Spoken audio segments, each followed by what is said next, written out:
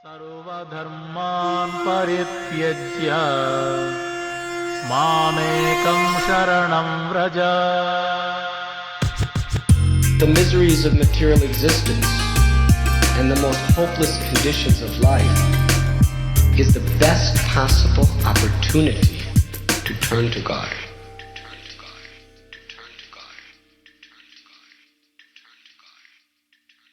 Barenaka Bhakti presents The Gift of Desperation, a Bhakti recovery podcast. This is a 12-step based Bhakti-oriented space. Here we share our experience, strength, and hope in the spirit of recovery from addictions and associated behaviors. Welcome. Hello. Hey, Baylee Ray. Hello. Nice to see you again. It's been, almost a year. Yeah, it has. It's been almost a year. I met Baylee Ray in Mumbai at the Chaupati Temple at the Flower Fest. Yes, such a and joyful experience. Wasn't it?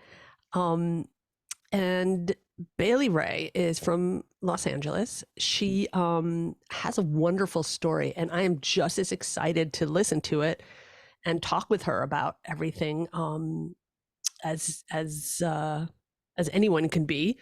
And I'm really excited for this interview. Baylee Ray is in recovery, and is an aspiring devotee. Just spent, I think, the last 6 months in India. Is back, and is now in acting school. So yeah, let's just jump into this. I'm super excited. Yes. Just a warning, trigger warnings. For all this, Baylee's story is not of the light kind, exactly the kind we love here, because we're all not of the light kind. And I really appreciate you coming. So welcome, Baylee. Baylee Ray. Hi. Thank you so much for having me. This is awesome. Yeah. I've been watching Wisdom of the Sages and been jumping onto some recovery meetings with you, and just to be of service is wonderful. So thank you for having me here. Oh, thanks. Really appreciate it, because, when we're honest and we tell our stories and share that with, other devotees and other people in recovery, that's how it works. We share experience, strength, and hope. And you are a beacon of hope, as far as I'm concerned. So, Thank you. So Baylee Ray, tell me how you got in. First of all, tell me how you got into recovery, and then tell me how you got into bhakti. Okay, well, I got into recovery by hitting rock bottom. I think I've experienced traumatic situations since I was a really young girl, and I always knew I was always kind of a spitfire little girl that always knew that, like, Mom, this isn't right. Dad, this isn't right. This is not how things should be going. And kind of always went against the grain, and ran away from home at a young age, ran away to Miami, and got involved in some pretty interesting traumatic relationships, and that really shaped. And back then? I ran away when I was 17, 16 or 17, somewhere around there, and met these girls that were in college, and they said, let's move to Miami. I said, okay, let's go. So we moved to Miami. We took my car because, of course, they didn't have vehicles. And we were going to be models, and we were going to do all of this. And we started doing atmosphere modeling, going out with these promoters and dancing and having fun.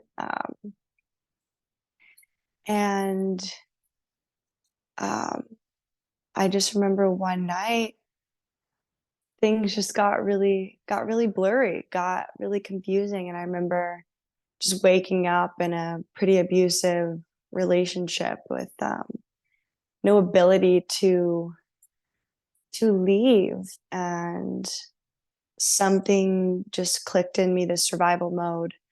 I think it comes from when I was a young girl. I used to barrel race. I used to ride horses and compete. And from 3 years old, I was riding and competing Western on really massive horses.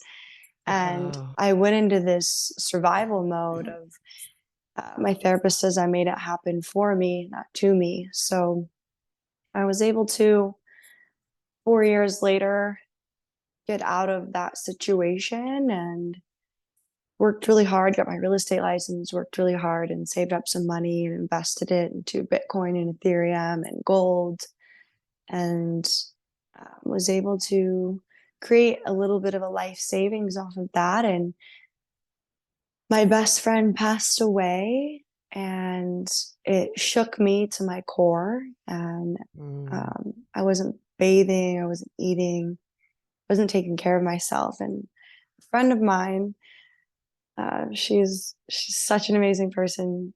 She basically kicked my door down and brought a sound healer, a Reiki healer, a chef, a maid. She came in with the big guns, the big She just spiritual came in. guns. Yeah, she came in and she said, "This is what we're gonna do. We're gonna get up, we're gonna shower, we're gonna eat, we're gonna start some mindfulness movement." Aw, And you from know, then, it's so amazing to have friends like that, isn't it? it is. She's one of my only friends to this day that I can say fully has seen me from the bottom, Mm, and loved me from there. And something interesting, because beautiful. I feel like my own parents didn't really even have that bandwidth or capacity to take care of me, because they were in their own addictions and in Mm. their own experiences. They did the best Well, that they could. yeah, we say And this is a family disease, don't we? And yeah, it certainly is. exactly. Certainly So yeah, is. I was like, okay, well, um, I'm not gonna I didn't want to pay for these sound healers and these Reiki healers anymore. I said, okay, I can do this for myself. So I went and I bought a bunch of sound bowls and started doing yoga on my own in my house and pulled myself back together. And I decided I wanted to move to LA and really practice with some, you know, with UCLA psych unit, and really understand my brain and what was going on. One day I'll be able to dive into the full story there, but We have time. There's no time limit here, so yeah, there's always time. And we can yeah. also do a part two if needed. Right. And so yeah, I moved to LA and was fortunate because I'd really taken care of myself, investing wise, to where I could just focus on my healing, and started seeing a therapist. I spent about a year in and out of workshops at Esalen Institute, which is a really profound experience in my life. I studied with Bessel van der Kolk. He's the author and Mm, doctor of The mhm. Body Keeps the Score. Yes. He's an incredible professor at the University of Boston, and How just a fortunate. really powerful person in my life. Him and his wife, Lucia Sky, she did the somatic side of things, and Bessel Ah, did more of the technical psychological side of things. And they really are a dream team. So anyone who's looking for healing, I highly recommend. If either you're further in your journey or you're just starting, that was the perfect place for me to start my journey. And I really started to realize what the complex of trauma that I had gone through in my life, and understand why I was acting and why I had the behaviors that I did, why I would mm, freeze, why I would fawn, why I would have these PTSD responses. And it just really threw me into spirituality and wanting to do more workshops. And I was able to do wow. some amazing workshops with the Five Rhythms, Gabrielle Roth. She was an amazing person. held a lot of space in Big Sur and healed and changed so many lives in our society. Wow. And so she unfortunately passed before I was able to experience her presence. But her daughter, Lucia Haran, Lucia must just be a Mhm. powerful name for me in my healing journey. But Lucia Haran held some amazing space with a women's moon lodge. And back in the day, we as women, when we would go into these cycles, we were all on a moon cycle. When the full moon came, Mm. we would go into red tents and we would honor each other and take care of each other. And the whole village would provide food for us and do the labors that the women were, doing back then. The whole village would take care of them.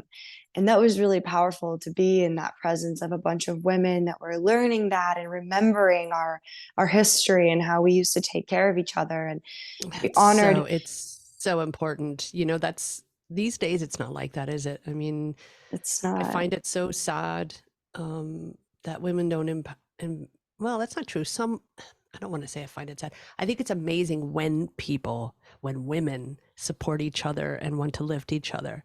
Um, Right. and that's also for me so important to have women who have a voice here on the show, um, who have experienced things, who are really an example of how to have something like you said, and like I always say, happen for us and not to us, and to turn all of that into something that works for us. So Right. yeah, thank you It's for such a for blessing. yeah, for sharing about that. So I'm It's sorry such a I blessing. interrupted. No, no, Okay. please. I get into these cycles of just talking and going. So please interject. It's really nice to have some, have the mutual discussion here. I'm used Yeah, to the therapy where reciprocal I just, discussions are great. yeah, Yeah. yeah, Yeah, absolutely. No, it's good. It's good to have that as well. right. So so Yes. And we so would, you're okay, go ahead. Go ahead, I sorry. think was, I'm just going to finish that thought that I had. I think what was Sure. really powerful for me, because I did have, a, I really struggled having a relationship with my grandmother, with either of my grandmothers. I don't actually even really know my father's mother. Um, and yeah, there's just a lot of generational family trauma. So women Mm, in my life was a very touchy thing for me, and hard mm, to connect with. So it was really powerful. And she led these circles where the mother, the daughter, the crow, that there's different archetypes of women. And right now I'm not able to name them all, unfortunately. But that's okay. it was so beautiful because we would all be dancing with each other. We go through the five rhythms, the flow, the lyrical, the staccato, and just all through these different, and it's all manifested off of the five elements of earth. So we were able to go Mm, through and grief and loss and happiness and joy and just dancing through all these emotions. And then it's she mixed beautiful. in whoever identifies as a mother or would like to identify as a mother, come into the circle, and we're all dancing for that archetype of person. It was so cool to, for me, I had just gone through a miscarriage. And so I really wanted to be a mother and I wanted to identify as a mother at Mm, that time of my life. And it was really amazing. I actually don't think I stepped in for the mother portion, but I remember crying because I wanted to step in to that. I really wanted that for myself. And it was cool to see the polarities of where we are, what we want to be identified as, mm. and to hold So that that's support for each other.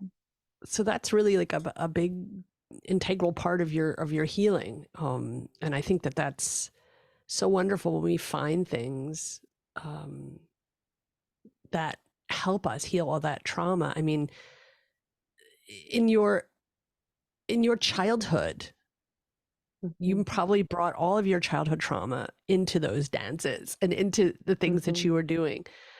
Um, and little by little, this is the thing. I think most people think that it's kind of like this one and done. I'll do this workshop and then I'll be healed. It just starts the healing process, correct? right. And it opens up no matter what tools we use, whatever works for us, I'm like a huge fan of whatever works for us. And to stick with that and explore things that heal us. Um, and you also were in a 12-step program, right? You also went, do I Yes. understand that properly? Yes, I did.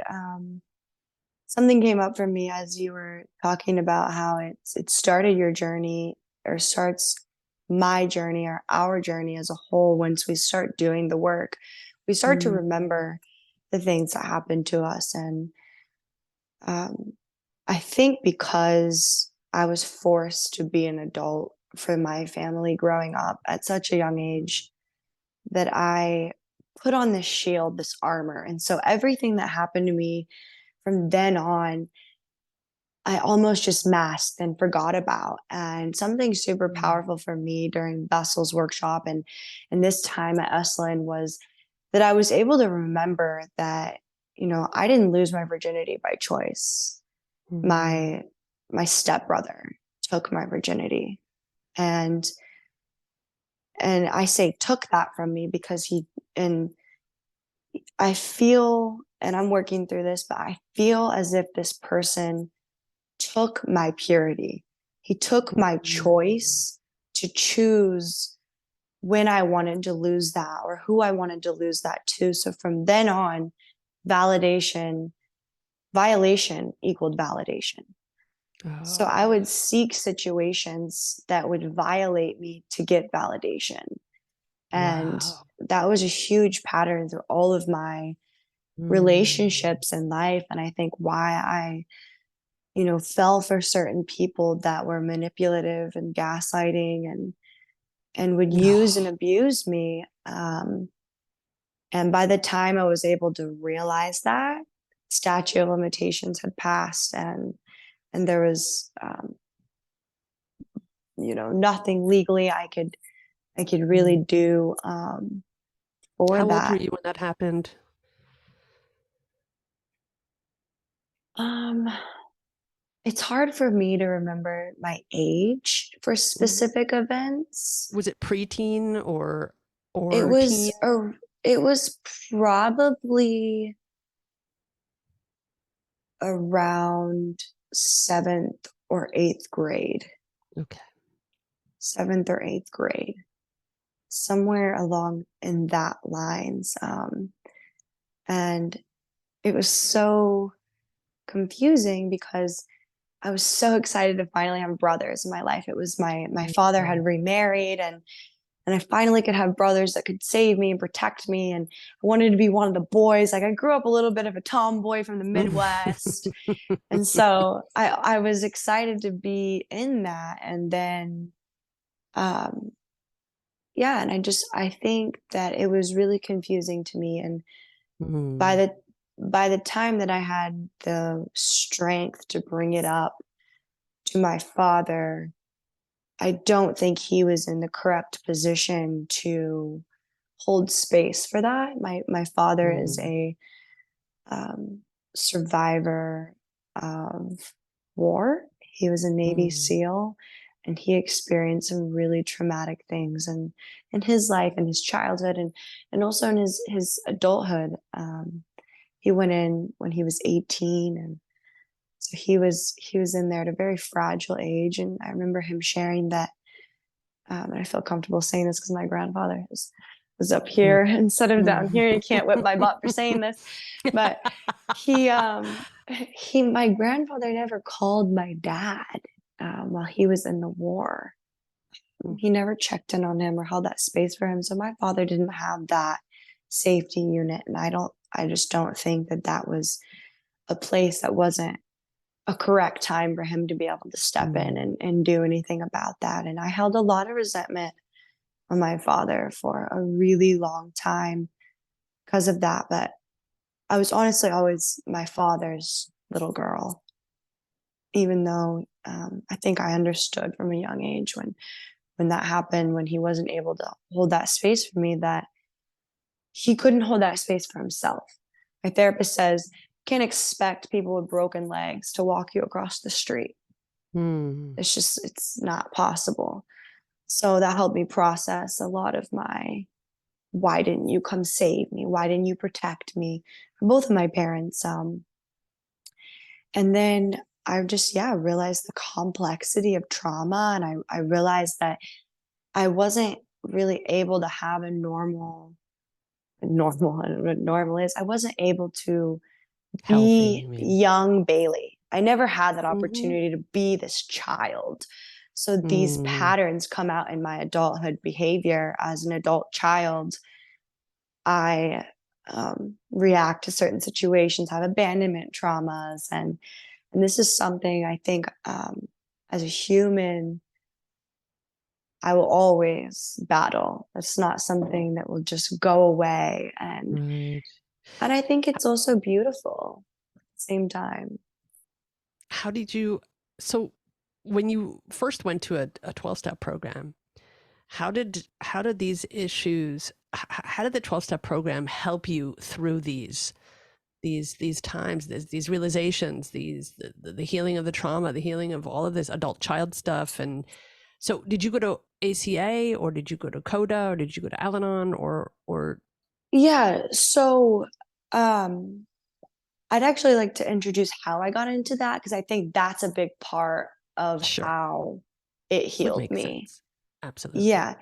So I found this amazing found. I was presented this amazing person in my life who has been my partner, my best friend for the past 2 years, and who we've really helped each other along this healing journey. He was also with me at Esalen most of those times, and really has supported me, and I've supported him, and it's was really beautiful to find him because it wasn't about sexuality with us. We both have Mhm. sexual trauma, so we never. I mean, sex is beautiful between us. It's very intimate, but it's not the sex that I've encountered in my life. And Right. Something totally we, new. yeah, and unfortunately, he relapsed, and I I didn't react in a healthy way. I didn't have the program or anybody to help me understand how to hold that space for that person. I was super selfish and just, how could you do that to me? How could you, all of this? Mm, And so I hit rock bottom and I wasn't able to eat. I wasn't able to drink water. I wasn't journaling anymore. I just fully took care of him and did my best to where none of that could ever happen again. And it like tore a us good apart. codependent, like a good Yeah, codependent. like a great one. model, model codependent. I'm just gonna, Coda yeah, girlfriend of the year. And yeah. and um and so I took the steps to take myself to a women's shelter and seek help. And in the women's shelter we were doing 12-step recovery groups. We were doing all of them, any of them. And I was like, wow, any of these programs could benefit my life. I don't identify as an alcoholic or a drug addict, but I have had that in my life. And I've Yeah. always wanted to understand from a different perspective. And it really was just life changing. Also, the community and the able, I love sharing, as you can hear me just going on and on. And so No, I we love love that. sharing in the rooms, and it's been so helpful. And I decided, something in me said, leave. You need to leave before the 45 days is up. There's something for you. And so I left and I was feeling really insecure about it. I couldn't finish this 45 days that I committed for myself. And I was going to 5 meetings a day: Sex and Love Addicts Anonymous, Good. That's a ACA, very good. Al Anon. And I was just ready to, ever since I realized the complexity of trauma, I have been gung ho. I'm just like ready to work through this shit, rip it out of me. I've been doing EMDR, all of these neurofeedback, all of these things I could possibly do to understand my brain because I don't want to live in this dysfunctional pattern any longer. And Mm, because I put in the work and I was going to 5 meetings a day, it was my life. I wasn't seeing any friends. No one even knew I was out of rehab. I just fully submerged myself, and I kept hearing God, God, God, and I've always had this deep intuition. That's how I was able to leave my house at a young age and go out on my own. I've always like, yeah, everything's going to work out. Everything's working out. Yeah. I just got to keep going. But I never had this personal relationship with God. And so I said out loud, I am longing for this personal relationship with God. And the next day, I'm not joking you. The next day, You're gonna say I the- shit you not, right? I You're just gonna almost say, said that. No, we'll I keep saw it your PG. Yeah, no, that's okay. Yeah.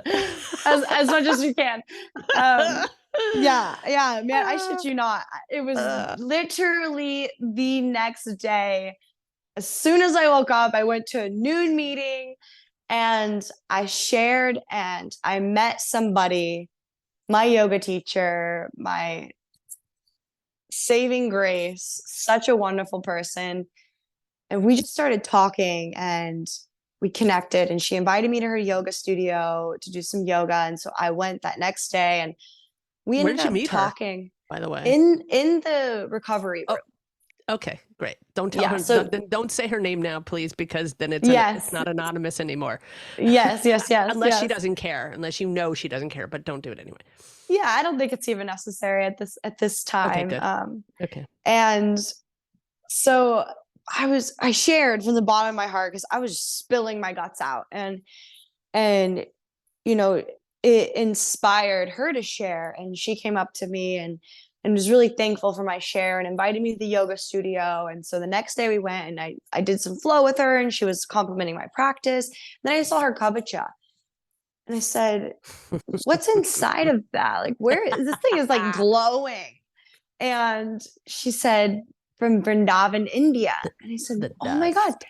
Yes. She said, it's dust from Vrindavan, India. And I said, wow, where is that? Somebody 6 months before that, I was playing music on the streets of Austin, Texas with the homeless and my friend. And this architect came up and told me, you need to go to India and find out who you are. They're waiting for you there. Showed me a picture of a blue person in a temple. And I said, okay, like India sounds great. I'm into that. And 6 months fast forward, she said Vrindavan, India. And I said, wow, somebody just told me I needed to go to India. And I told her that story. And we talked for 5 hours, 5 hours straight, just comparing our stories. And she said, you know what? Powerful. She said, I'm leaving for India in 2 days. Do you want to come? No way. And No so way. I got my visa and booked a flight. Before I even got my visa, I booked a flight and packed my stuff. I brought way too much clothes because God knows we don't need any Western clothes in India. No. Ended up having to give all those away so that I could fill my suitcase with amazing devotional clothes. But yeah, so I went and we landed and it was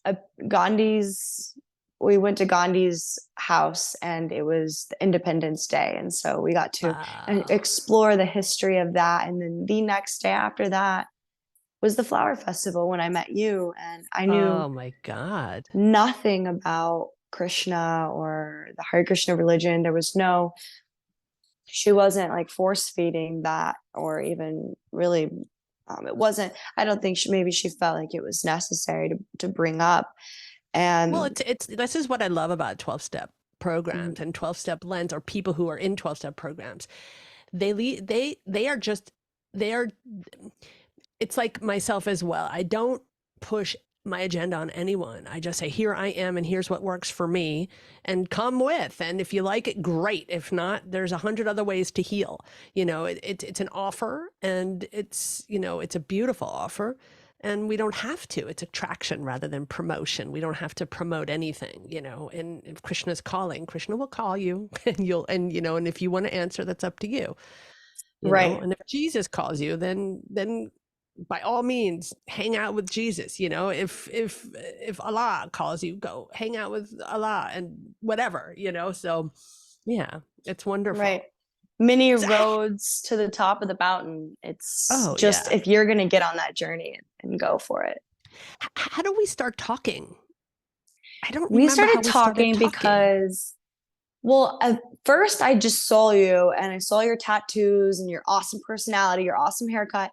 And I was like, wow, I like her. And I said hi to you. We just said hi, bye type of thing. Cause I was just with my eyes Yeah. wide I mean, open, like, wow, the what is flower this? festival is anyway just like so overwhelming. So that, yeah, it's Right. difficult to have conversations. Right. And so Raghunath held a very beautiful I remember, yeah. lecture for Kumi's group. We did a little private session out in the garden behind that Chowpatty temple. It was so beautiful. It was Mm. the first Krishna temple I've ever been in, and he started talking and talking, and I shared very very briefly just question about.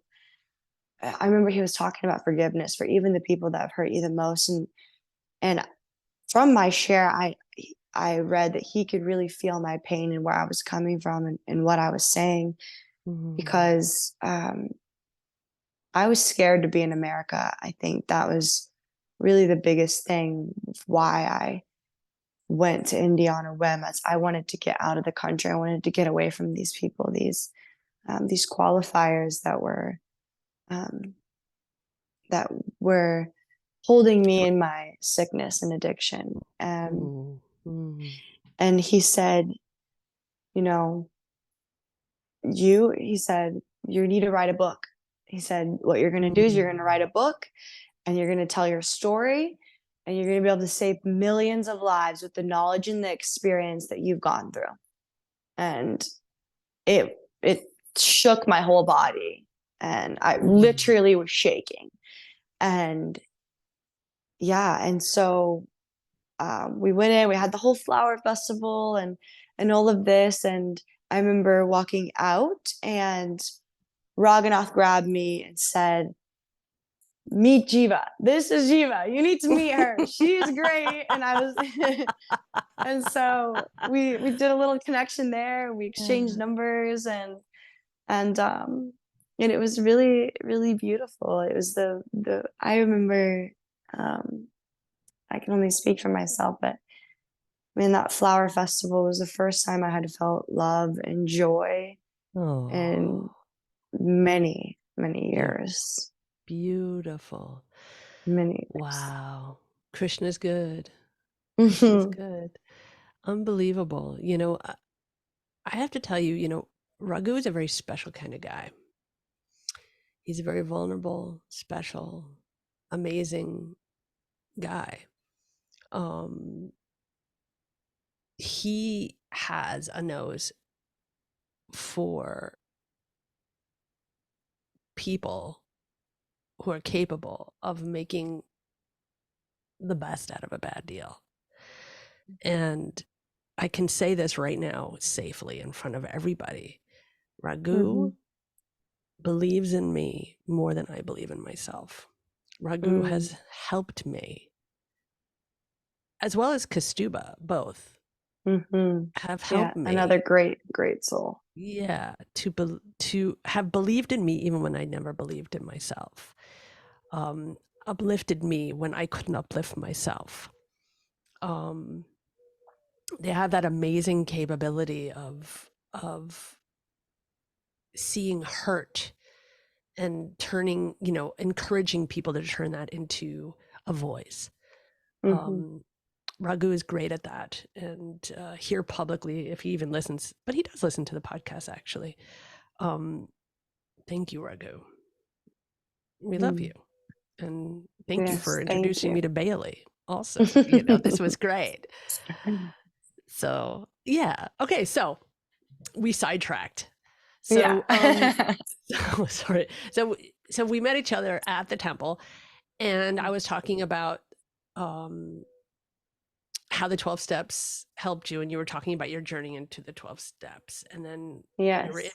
India, and then Yes. And I was doing everything I could to log on to meetings and to be a part of that 90-day promise that I made for myself. And Mhm. um, sadhana took over my need or want to be in the recovery rooms at that moment. It was, I mean, And the you were time also in India, difference. and you were traveling in India. I mean, you stayed there for Yeah. 6 months after, right? So, Yeah. Yeah. And I was on Harinam, going to different countries and, you know, different kirtan festivals and all of these things. And and you felt so, safe, and you felt like yes. that space was healing for you at that time. Yeah, Yeah, I absolutely. felt like that is exactly what I needed to do to get that clarity. Um and it really helped me along my path of celibacy and being in service and in a community and just really learning who I am. But also, I think the main thing was building that personal relationship with God so that I could go into the steps, so that I could hold that space and be able to surrender to God, surrender this Mm, feeling and these emotions and all these things that have happened to me. And all these things are still being fucking shitstorm thrown at me. I can surrender all of that to God more so now because I have that personal relationship with God. wow. So, how did that happen? So, you asked for God, you got God. Mhm. You stayed in India, you traveled. With whom did you travel, and how did this person or this Swami? I know Mm. it's a Swami, so I'm not gonna. I don't want to spoil it. You have to tell your story about that. So, so what made you decide to stay, and how did that all work out for you? How did you stay in India? What happened there? So as soon as I got there, I mean, everyone under the sun was, I was worried it was, you know, and I feel kind of bad for even saying this, but I was so worried. It was, I remember when I was packing, I wouldn't bring any light colored of my Lululemon stuff because I was like, India's so dirty. I don't want to ruin any of My my light color. Lululemons. That's hysterical. I know. And yeah, so as soon as I landed, everyone was telling me you're gonna have this, you know, oh, I just got so excited. I lost my words. You're gonna have this culture shock. You're gonna get there and the food's gonna be gross. And when I got there, it was the opposite. I was like, wow, Totally. this is where I belong. I love Yeah, this. when I you're with love devotees, this. yes. Yes. And it was just so, I mean, people, nobody was watching the news. Nobody was talking about each other. The conversations, all of the conversations around you are about the present moment. They're not Mm, about what happened yesterday, what's going to happen tomorrow.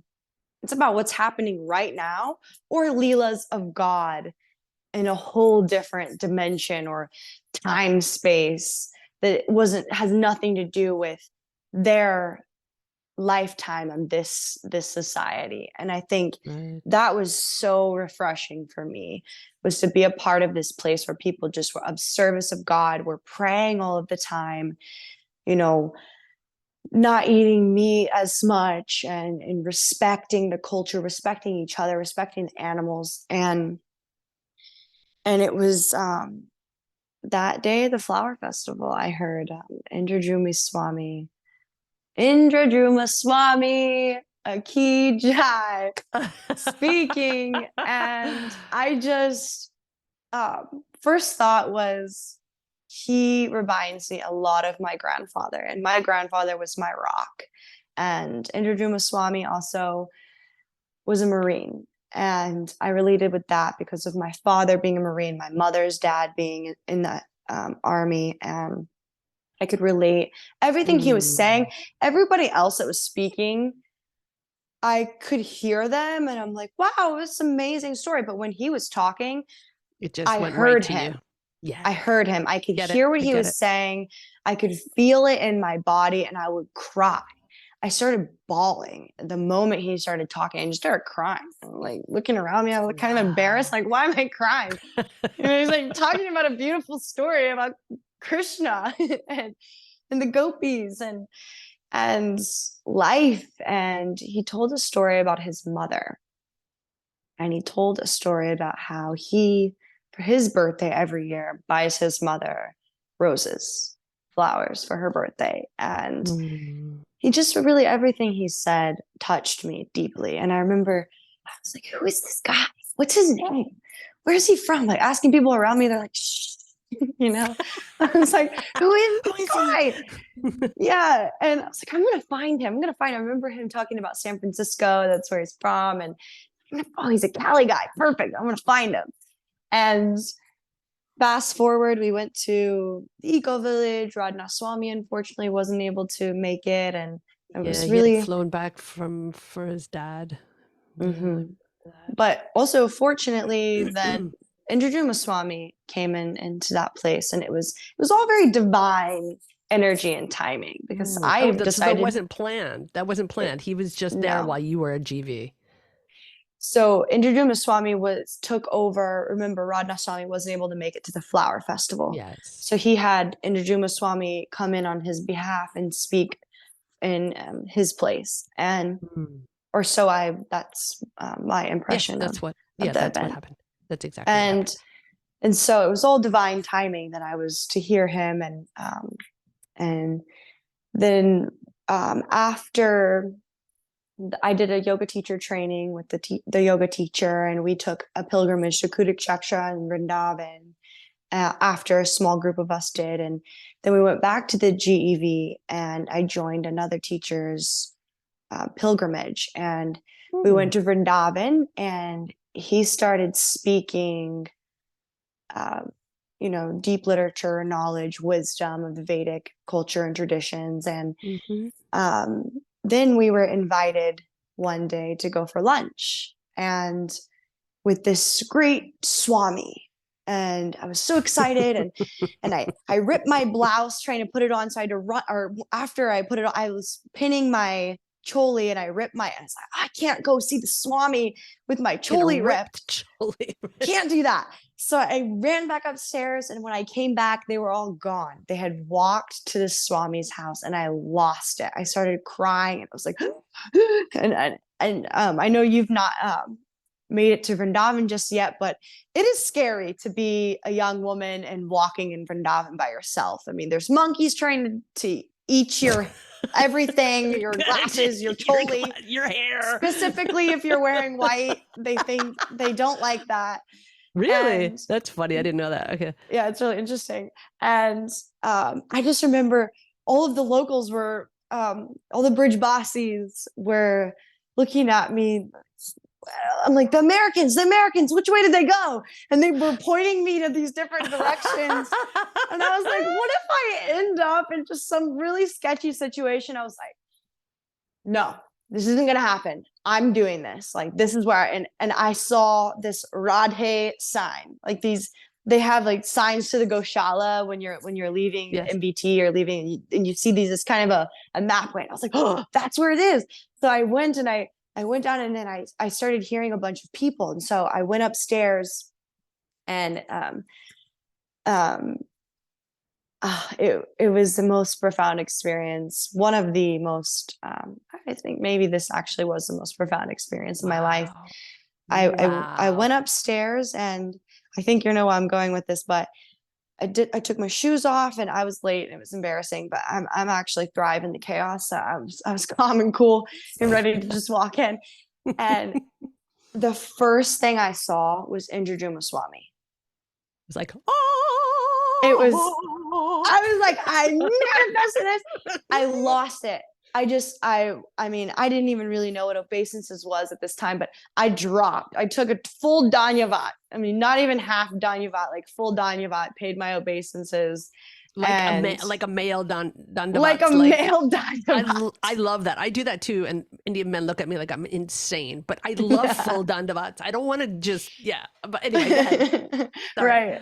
Just wanted to show, I was just, wow. And I was just crying, and this is such an amazing now god sister of mine. She was like, oh my gosh, do I have another? And she just went and got another garland and find another garland, and she just wanted to welcome me in this space. And everyone was eating, and I felt a little rude for coming in late, but things happen. And I sat there, and I was just thinking to myself, I mean, I wasn't even talking to anybody. I was kind of mad. I'm a yoga teacher, and mad at my friends. Like, they left me. They didn't tell me where they were going. I was a little frustrated. And I just was like, you did it. You manifested this, and this is your chance to make a connection with him now. And I remember just him speaking, and I was just crying and crying and crying. And then I thanked him. When we were leaving, and the next day, that teacher's daughter was being initiated, and we were invited to the initiation ceremony. So I was not late. I was really early to that ceremony, and I Make was sure up there. you get Right. there. Full Yeah. darshan of this amazing Oh, swami that has done so much to spread the word and feed people. And I remember, that's the eagerness. That's the eagerness. Come yeah, early, leave I late. knew I was really honestly on the plane ride over there. This guy was sitting next to me, and he was an Indian, and he was going back to see his family.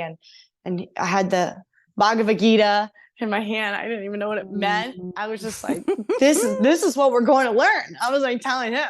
He's like, oh, it's a little political. And we were just chatting. The flight went by so fast because we were in full great conversation. And I remember telling him, he's like, why are you going over there? So, well, I'm going to get my yoga teacher license, but there's somebody there. There's somebody there that I need to talk to that's going to help me along my journey and along my healing path. There's somebody that's got some really great knowledge for me, and I'm going to find him. And I just remember feeling right in that moment, like, this is the person. This is the person that I want to be with. I want to travel with this person. Because I didn't want to leave. I remember feeling this. I don't want to leave. I don't have a job back home. I have a cat here, but I have a cat sitter lady that's taking care of it. So I didn't have any obligations to come back, thank God. And you are financially okay, so that you can just take care of the financially situation. good. Because of the Yeah. good decisions that you've made. That's fantastic. So Right. what a privileged place to be in, actually. How Right. amazing is that? Not everybody gets to say that. How blessed. Right. Right.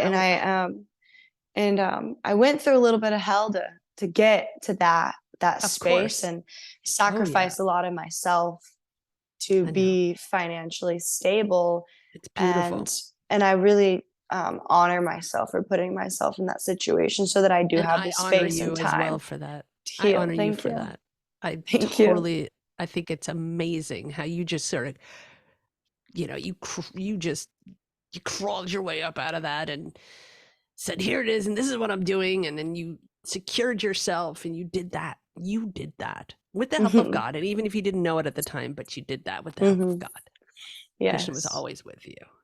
Yeah, it's a little hard to think um, that God was with me during that time, because it was a very Mm-hmm. scandalous and provocative time for me, and I abused myself and my body, and Yeah, that's something I'm still working on, is understanding that that is a part of life, that is a part of my journey, and that God loves me no matter what happened. And absolutely. even the choices, not that I want to make bad choices moving forward, but even if I make mistakes, like, Christian is not going anywhere. God's not going anywhere. You, Absolutely. I, as a person, may be, sidetracked or stuck in one place, but Or conditioned to yeah, yeah. but I'm not going anywhere, and he's not going anywhere. It's just you pick up where you left off and you keep going. Right.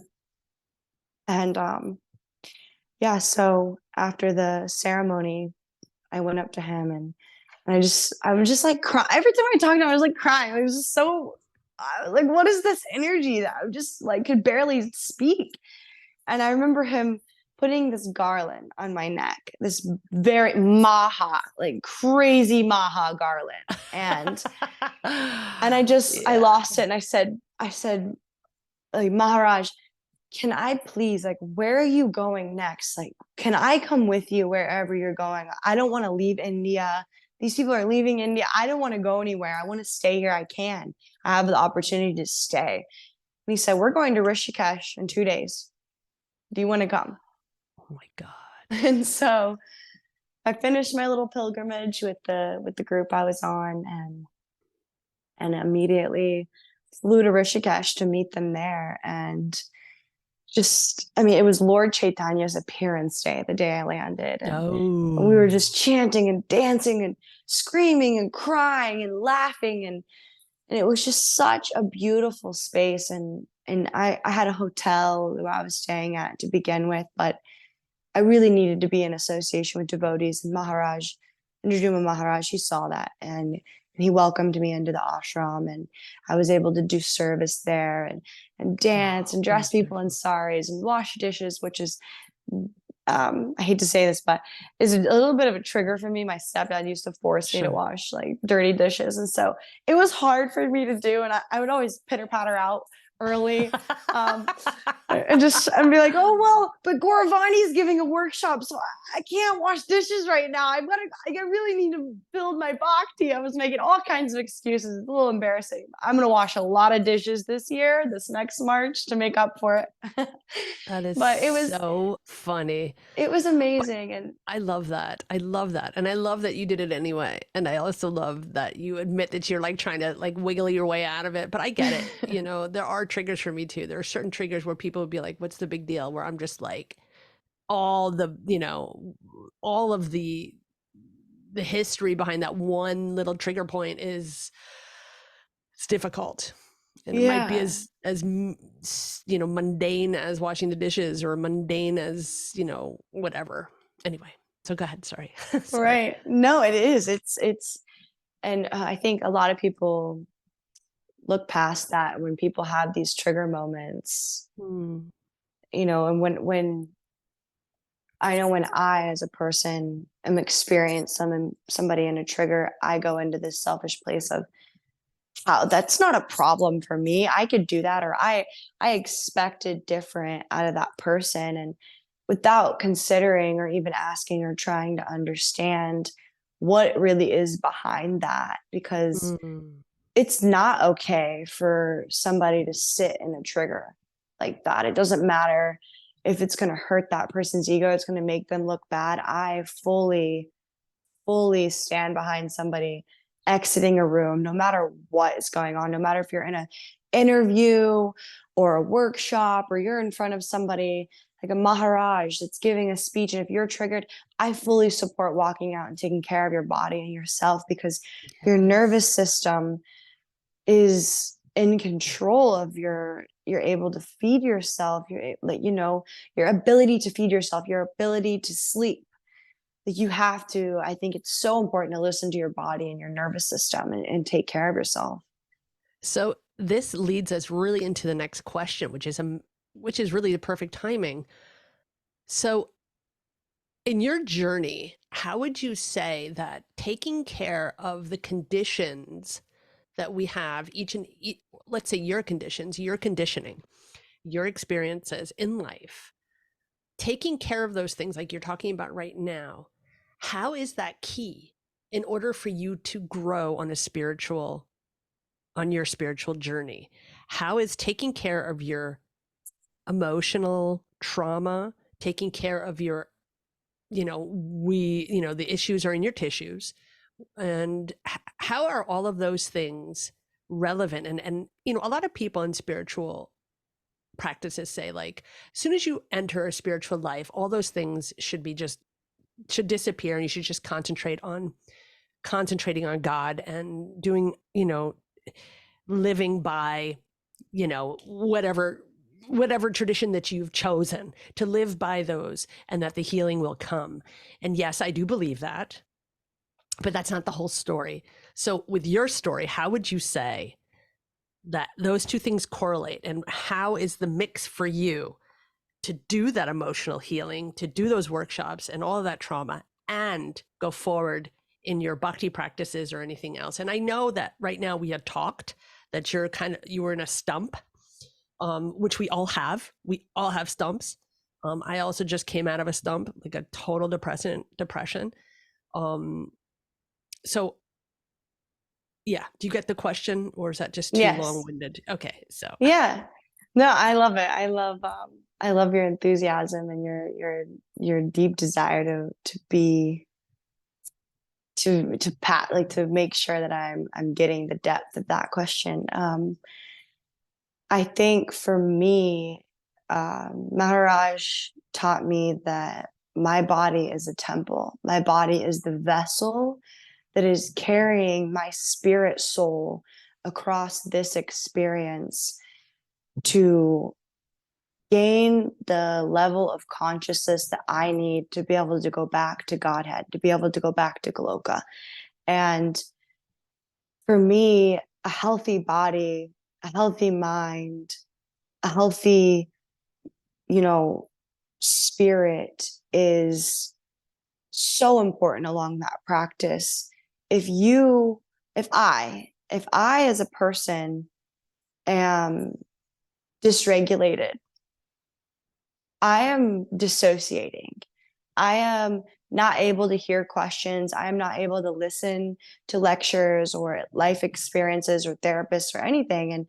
And when I am able to be in a regulated place where I'm drinking enough water, where I'm eating enough food, I'm eating healthy food at that, when I'm in a place of regulation and sobriety, I am fully able to then look inward and then Mm. become aware of who I am, what my voice sounds like, and what I need to do, what steps I need to take to move forward to heal these parts of me and to remember. This is all about remembering, to remember who I am and where I'm from and what my mission is, what my goal is here, and what I stand for. So when I'm in a good place, when I'm in a healthy place, I'm able to move forward and I'm able to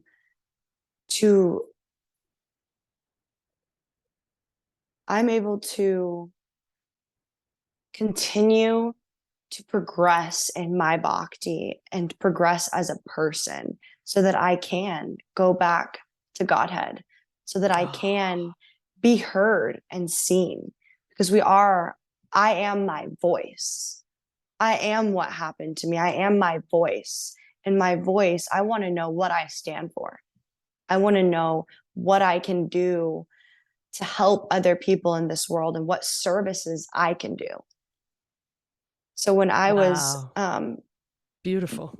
Beautifully yeah, said. thank you. When I was in India, I think the biggest thing for me, when I was traveling with Indrajuma Maharaj, I wanted Mm. to be of service. And I'm not an initiated devotee. I've taken shelter, but I'm not an initiated devotee. So I am not, the most qualified to take care of his devotee or of his deities, to take care of his deities or worship them or to do a lot of things. And there's a lot of devotees that take care of Maharaj. So even just being in his presence is um is a lot, is very healing. Mhm. But I Mhm. wanted to do something. I wanted to be of service to the community. And I remember having a conversation with my god sister where we were trying to figure out what I'm best at, what I could do for for Maharaj's puja, for Maharaj's birthday, which he has had so many birthday parties. I think his birthday, I mean, I celebrate every single day of March for my birthday.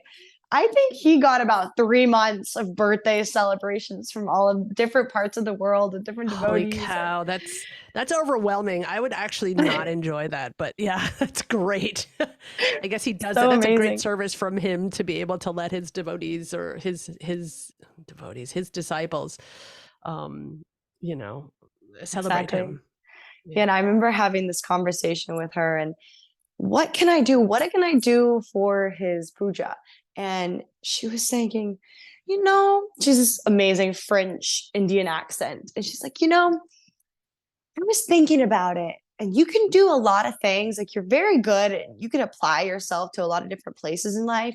But what you're best at is being yourself. You should be an Mm, actress. And she really gave me that like wonderful. hit to the heart. And I was like, I've always wanted to be an actress.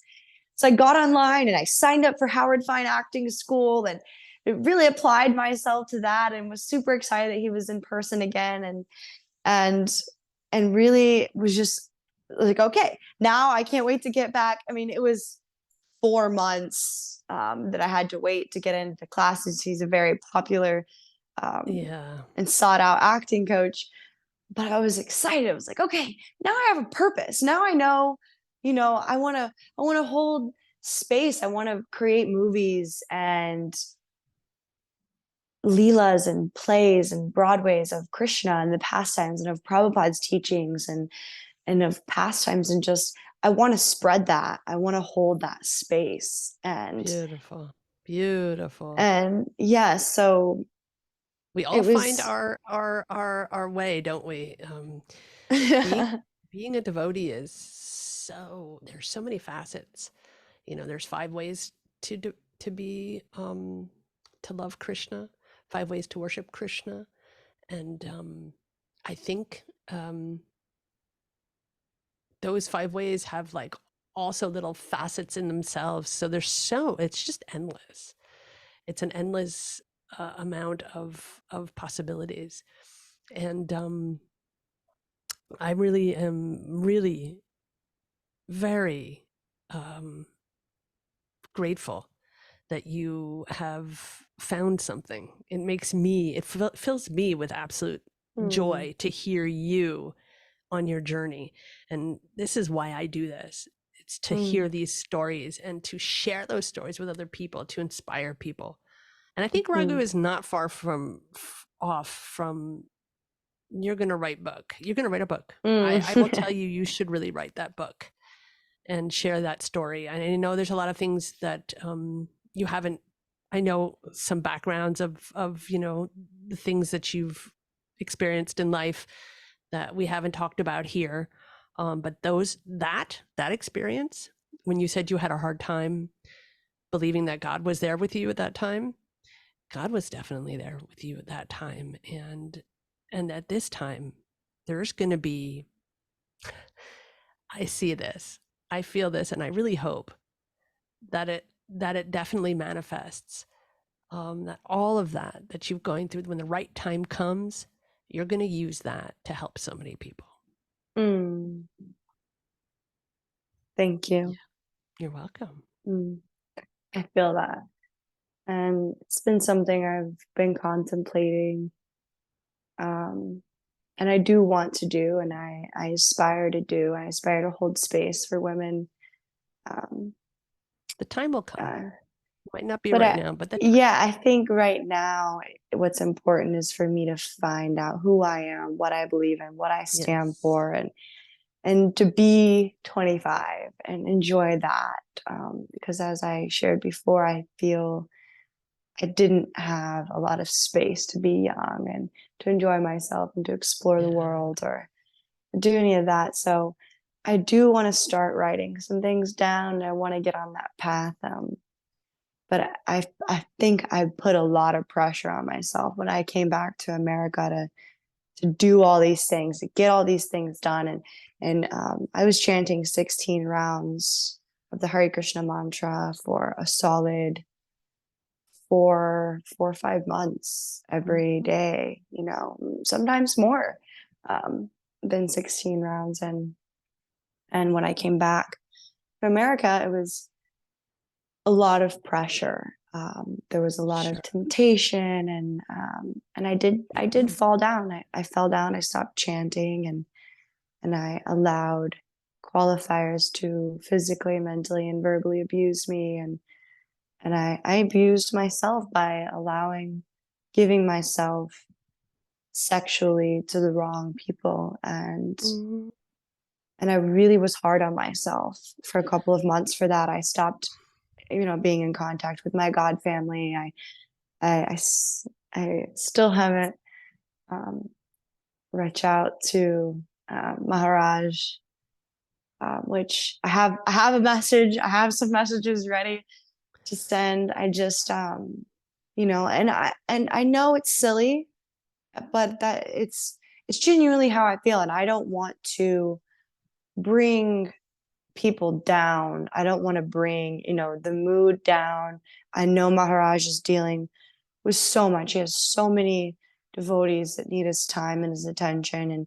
And right now he's every day Maharaj is doing a Harinam in some beautiful country, feeding some amazing children.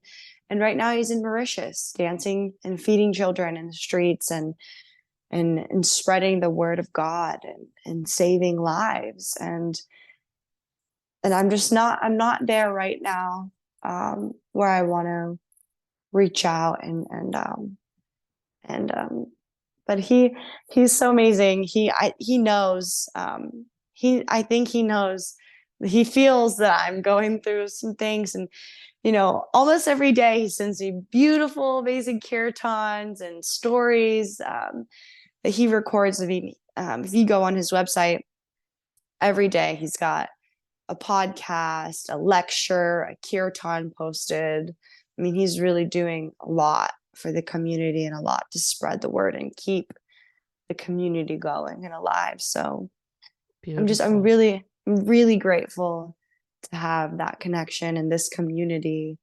And I'm working not to be so hard on myself and understand that, we all have our things. And I mean, if we look at that term falling down, I don't think about that term and think about if that really fits to what you've done. I don't think that it's, I choose to say that I have fallen back into old conditioned patterns, right. not fallen down. Nobody falls down. I mean, they say that with, with swamis who have broken their vows, sannyasis who have, I don't know, done things that they shouldn't have, either sexually or whatever. And they say that that's fallen down, and okay, that's fine. I choose, especially with people in recovery, we don't fall down. We have relapses. We fall into old behaviors again. We are in the age of Kali. We are conditioned souls. This will happen. And I think it's very easy when we're in India, and it's very easy. And this is the most beautiful thing right now. And I'm really glad that you opened this up. We went through a lot of mood here. We went through the trauma in this interview, and then we went through the beauty and the excitement and the ecstasy. I really don't like that word. A lot of devotees use it, but I don't like that word at all. But we say pink cloud, in the 12 steps. You went to the pink cloud and all of that enthusiasm. And then you went back to daily life as you know it. And this is where most of us need to navigate. This is where most of us have our daily challenges, because it is quite easy when we're totally regulated, when we're running around India with a guru and with a whole, entourage of devotees, all doing the same thing. And some of us are fortunate to be able to do that our whole lives. But, you and I are not sannyasis. You and I are not, and most of us, we're just householders. And that's why it's so important for association or fellowship, especially with people with, let's say, extra trauma, because I think everybody's traumatized in this world, and everybody has, addictions, associated behaviors, and all that stuff. But I think for people, I'm assuming, I should bring this back to myself, but I'm talking about a recovery community and a devotee recovery community, especially. We really need that extra help and that extra association. And we also need those times of isolation to make us realize that we do need that. It's so often that I just cut out the world because I go into this deep depression. It is innately within myself. It runs in the family. This is a family disease, where I feel like my devotional life is on a thin thread. And the most important thing for me is to just keep coming back, no matter what. It doesn't freaking matter. If I'm in a great mood, go to a meeting. If I'm in a horrible mood, go to a meeting. If I'm sad, go to a meeting. If my ass falls off, I pick it up, put it in a freaking paper bag, and go to a meeting. Right. And that's, and that's even when we're not feeling it, even when we're not feeling it. And also, like when you're talking about the 16 rounds, being hard on yourself, the bar is really high. I mean, we're talking, in the standards of the 4 regular principles, the 16 rounds, and all of those things. Being a devotee, it's like those standards are like monk standards. That's sannyasi monk standards that we live. And that's very challenging for, let's say, normal people, quote unquote, or householders, and trying to, navigate through that. So thank you for sharing that, honestly, that, okay, so here's reality. Here's what happened when I got back. It started, the magic started to wear off because you weren't completely immersed in that mood. And your regular life is showing up, and you fell into old patterns. Most importantly in that is that now you're here, you're on this podcast. You showed up to a meeting yesterday. I just broke your anonymity. And so how do you think that all the things that you've learned while you're there in India, and all the possibilities that are open to you, all the options of going to meetings, whether it's BRG or regular meetings or whatever, how do you feel now, and how would you like to go, move forward? What is your life right now? Like in the next, let's just say in the next 2-3 months, how do you see it? What would you like? How would you like to navigate through this next 3 months? For the first time in my life, I'm able to, have a schedule for myself and to plan my things out since I started acting school. And I think that's what's really also helped me a lot in recovery is having that routine, that schedule. And so this is the first time I can ever actually tell you what I'm going to do for the next 3 months or what it looks like. And this is going to hold you accountable, girl. Yes, careful of what you say. So the next couple of months for me, I'm choosing celibacy, and I'm choosing to respect my body and respect myself, and to not even go into self-soothing with that space. And I'm going to go to meetings every day, at least one meeting. I'm going to try for at least one meeting in each program that I'm in a day. So probably 3 meetings a day, hopefully. And I've got school. I've got acting school, voice lessons, speech lessons, a lot of school, and keeping my yoga, my sadhana practice, and chanting on my harmonium, and seeing myself in community, and then also taking some time to treat myself, to do things that I love to do that are good for me, like, for instance, getting a massage or going to a little spa, or maybe taking a hike to a hot springs, going to Big Sur and spending some time there.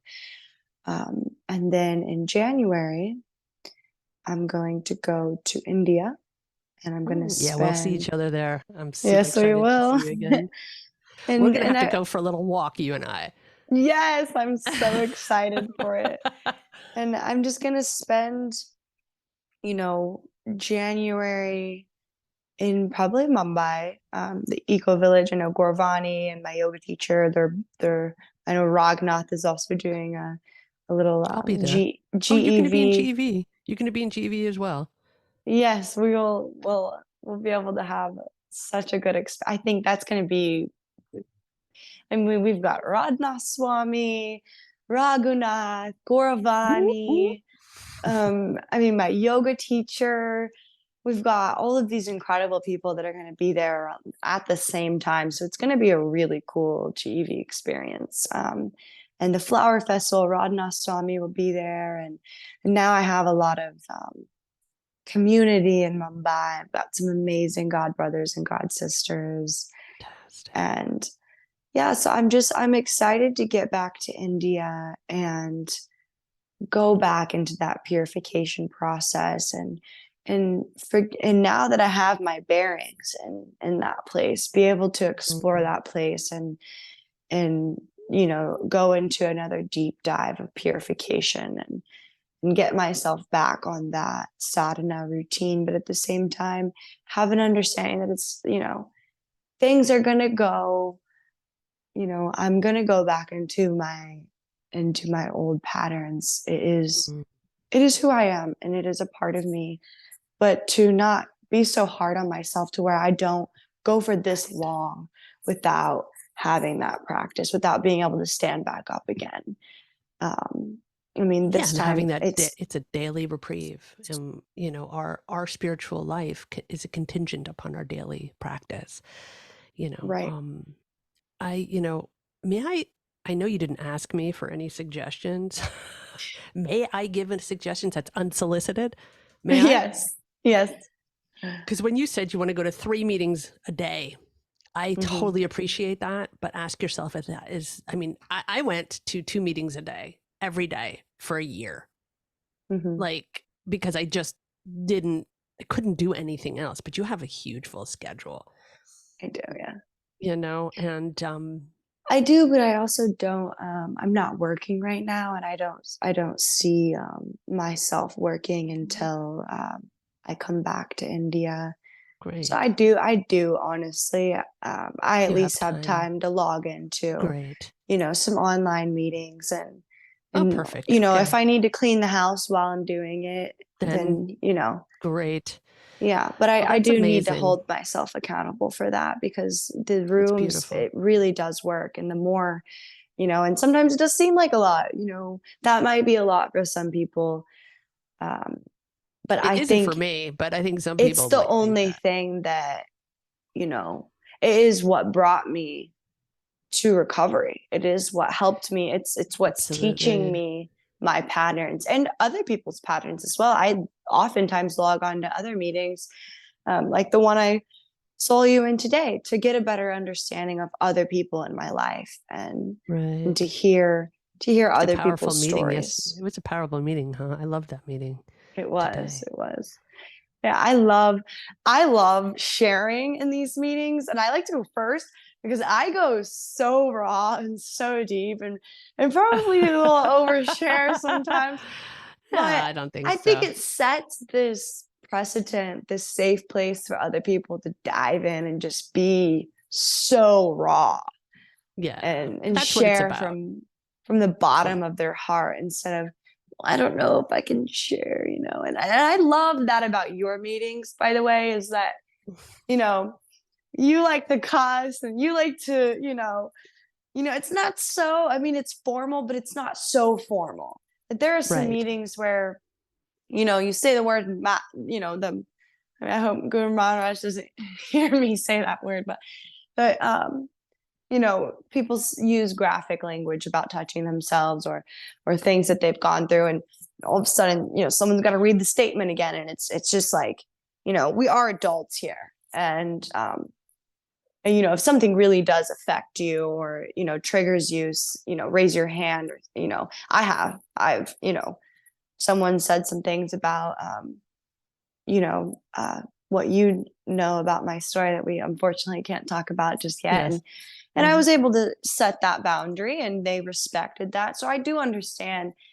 But I think it's also amazing to be able to have that space of, you know being able to just say what you're feeling instead of trying to walk on eggshells through the meeting. So I really Absolutely. appreciate that. Yeah, of course. Of course, it's not like you said, it's not too strict, but it's also, we do have our, Yes. no, I don't think anyone has ever, I haven't experienced anyone sharing anything um, that inappropriate. I've had to Yeah. intervene once or twice Hmm. in all the 3 years that we've held these meetings.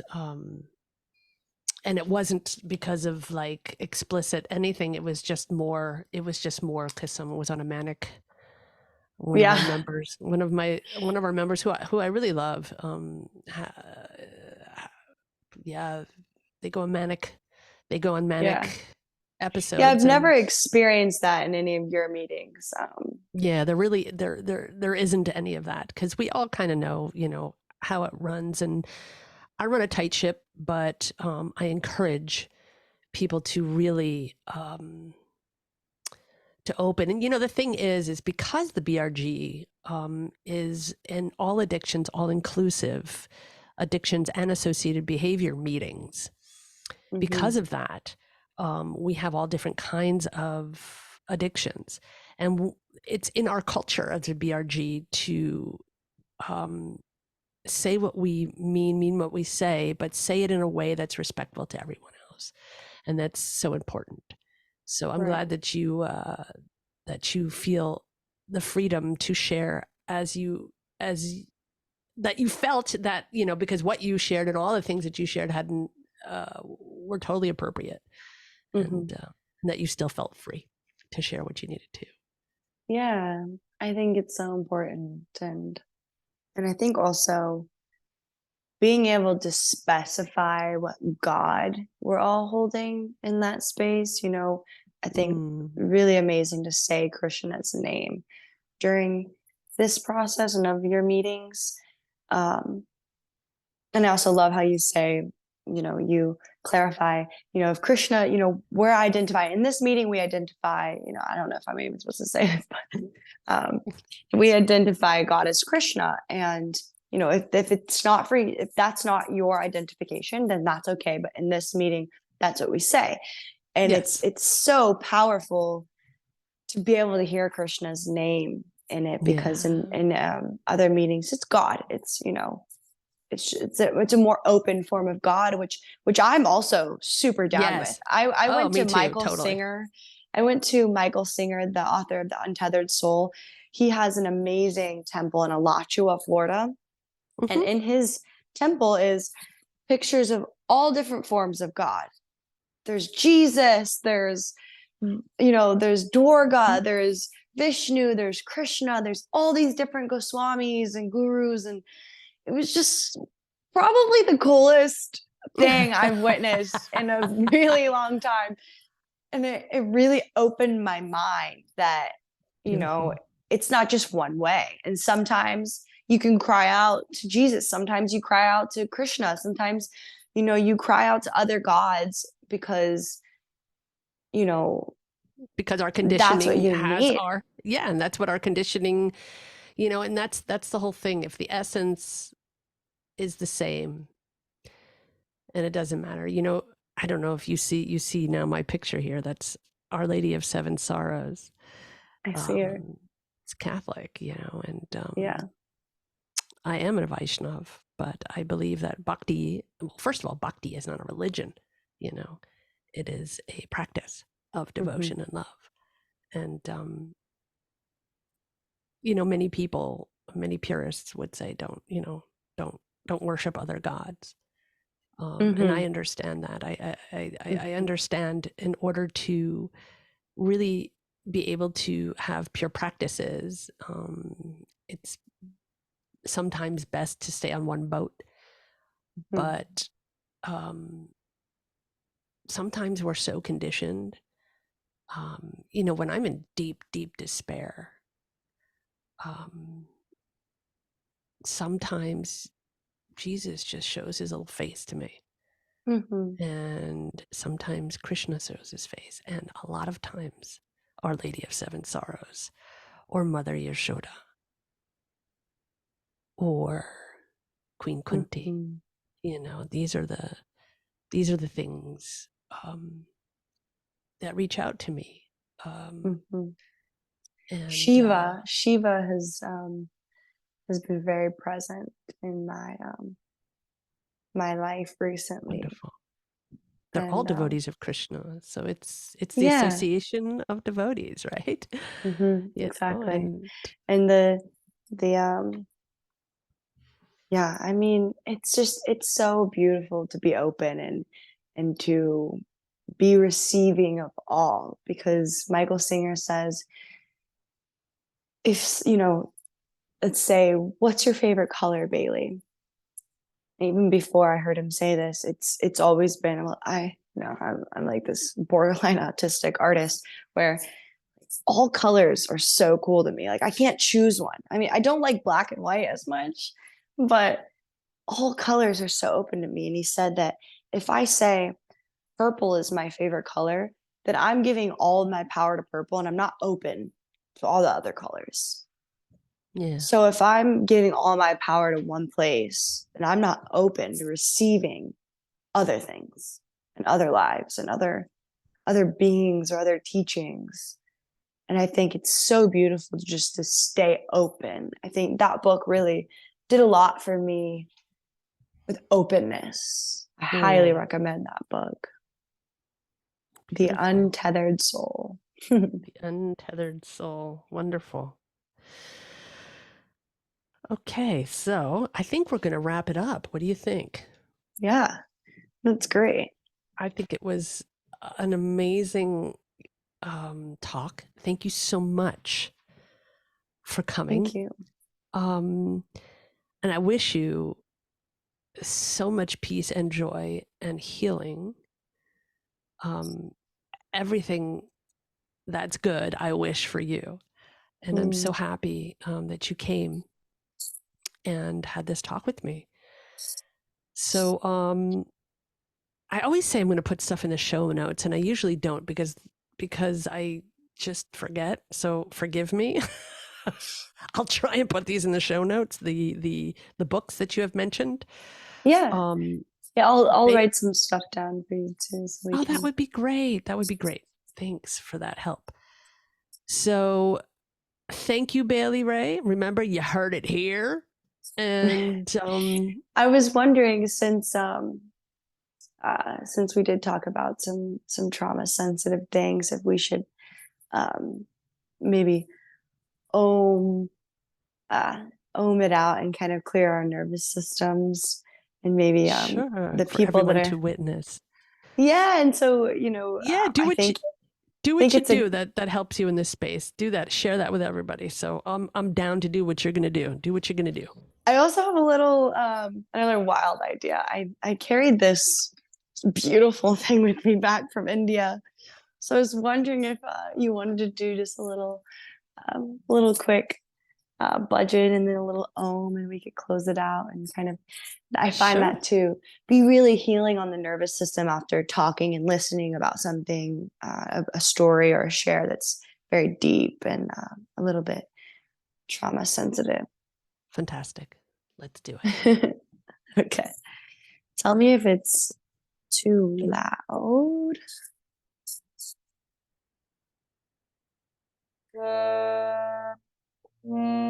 I learned this bhajan from Badahari Prabhu, another great Prabhupada disciple, genius kirtan master.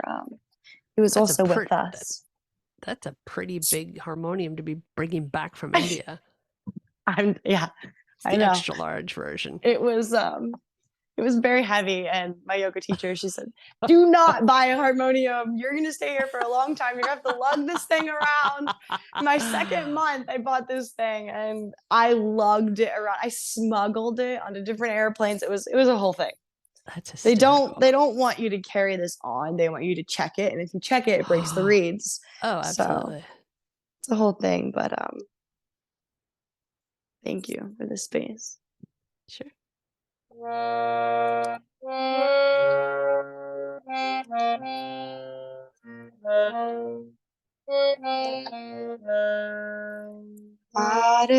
Krishna, Hare Krishna, Krishna Krishna, Hare Hare, Hare Ram, Hare Ram, Rama Rama, Hare Hare. Feel free to sing it with me if you'd like. Sure. Hare Krishna, Hare Krishna, Krishna Krishna, Hare Hare, Hare Ram, Hare Rama, Rama Rama, Hare Hare. Thank you. Yeah, thank you. Then we can just Om 3 times. Three Okay. times it's this auspicious number. I like to do things. Okay. Great. Om.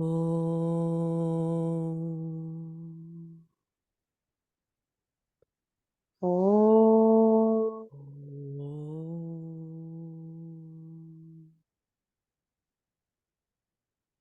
Om.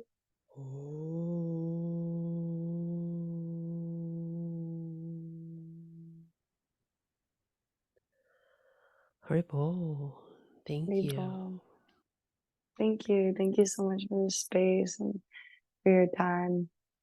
I really, really appreciate you. I appreciate all you're doing for the community and even for people outside of the community that can listen into this and to all of your other amazing podcasts and learn and heal. I think Thank you.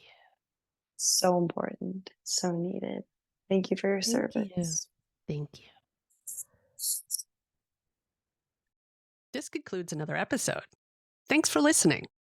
In order for me to serve this community to the best of my ability, I welcome feedback. Please write your feedback at bhaktirecoverypodcast@gmail.com. That's bhaktirecoverypodcast@gmail.com. Also, please don't forget to follow and give us a 5-star rating. Share this with family and friends. If you'd like to join our Bhakti Recovery community or just find out what we're all about, please visit our website at www.bhaktirecoverygroup.com. That's www.bhaktirecoverygroup.com. There are no dues or fees, and we meet daily. If you or someone you know is struggling with addictions and/or associated behaviors, you will find links in our show notes to various 12-step programs. Nobody seeking recovery need ever be alone again. सर्वधर्मान् परित्यज्य मामेकं शरणं Vraj. The miseries of material existence and the most hopeless conditions of life is the best possible opportunity to turn to God.